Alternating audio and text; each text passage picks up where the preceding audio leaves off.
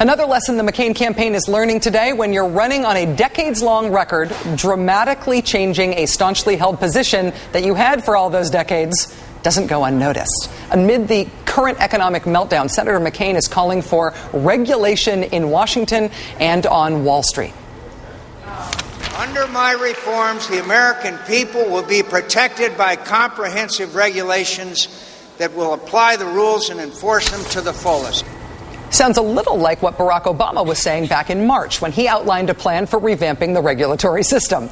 But John McCain, a man who once supported a moratorium on almost all federal regulations, he's been in Washington for 26 years. And he's only supported increased regulation now for about 26 hours. The New York Times, calling him out today, said, quote, John McCain has sold himself to many voters as an agent for change, despite his party's unpopularity after years of dominating in Washington and despite his own anti-regulation stances of past years.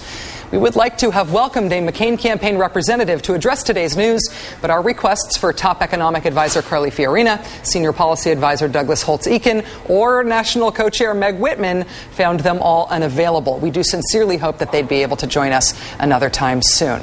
Joining us now that I've sort of made him feel like a second choice, and I'm sorry for that, is syndicated columnist David Sirota, who's known for his outside the Beltway coverage of politics and economic issues. You know I mean it in the best way, right, David?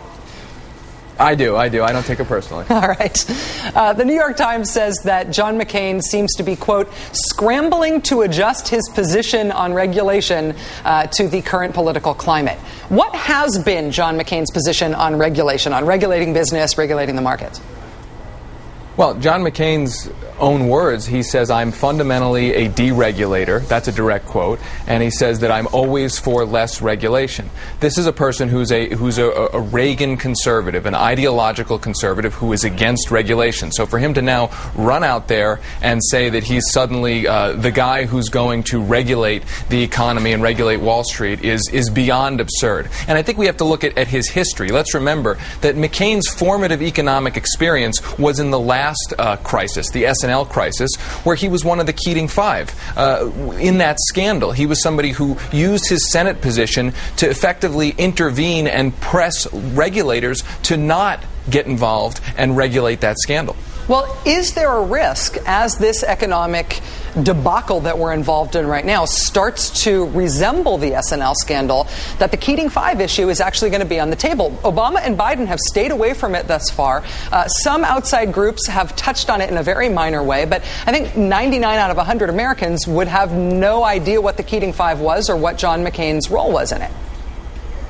Well, I'm not so sure about that. I mean, I think older Americans might remember the S&L scandal. I think explaining that McCain was involved in that scandal, used his office in that scandal, again, to press regulators to get out of that scandal, to not essentially regulate the financial industry, it's completely relevant. It's completely important because it's the last example that we have. It's actually the only example that we have of what John McCain would do with a public office with a crisis like this. David, what is the biggest barrier to better oversight of Wall Street and the financial firms? What has stopped there being good oversight in recent years? What is it that needs to change? Well, first and foremost, there's a huge amount of money going into both parties from Wall Street, and that tends to buy the policies behind the rhetoric, or the lack of policies behind the rhetoric. So what we all should be watching for is not what the candidates, both of them, are saying, but what they're actually specifically proposing. Because money, again, huge amounts of money. Barack Obama's taken $9.8 million from Wall Street. McCain has taken $6.8 million from Wall Street. The question is, what are they going to specifically propose? That's the real question. It also helps to note that lobbyists for AIG, Merrill Lynch, Lehman Brothers, and Bank of America are all on John McCain's campaign staff, whereas Barack Obama, as far as I know, doesn't have any lobbyists working as paid staff for him. That seems salient at this point, too. That's absolutely true. And remember, John McCain's top economic advisor, or at least was, and still an advisor of his, Phil Gramm, is the guy who pushed through legislation through the Senate to essentially gut the Depression-era regulations that would have prevented or at least lessened the impact of this financial crisis today. Syndicated columnist David Sirota, thank you so much for joining us. Thanks for having me, Rachel.